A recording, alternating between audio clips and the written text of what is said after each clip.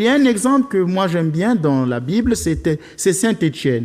Saint Étienne, on lui jetait des pierres. On lui a jeté des pierres, on l'a lapidé, on l'a jeté des pierres et il est mort. Et la Bible dit qu'il était plein de force parce qu'il était rempli du Saint-Esprit. Actes chapitre 6, le verset 8. Il était plein de force parce qu'il était rempli du Saint-Esprit. Et donc, il a ramassé toutes ces pierres, et c'est avec ces pierres qu'aujourd'hui l'évangile se poursuit. C'est avec ces pierres que l'Église a été construite. Donc, on a besoin du don de force quand on est découragé. On a besoin du don de force quand on n'arrive plus à témoigner de l'évangile dans un monde qui est hostile. Donc, vous avez besoin de ce don.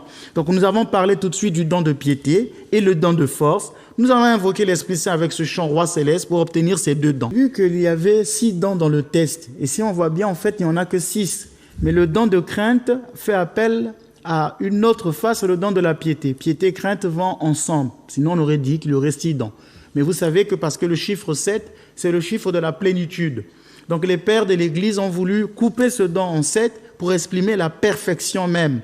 Donc vous voyez que le don de la crainte, ce n'est pas avoir la peur de Dieu. On n'a pas peur de Dieu.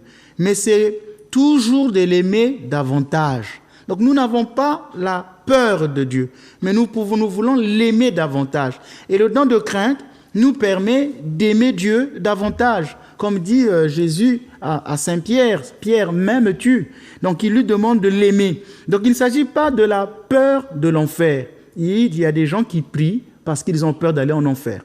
Ce n'est pas spirituellement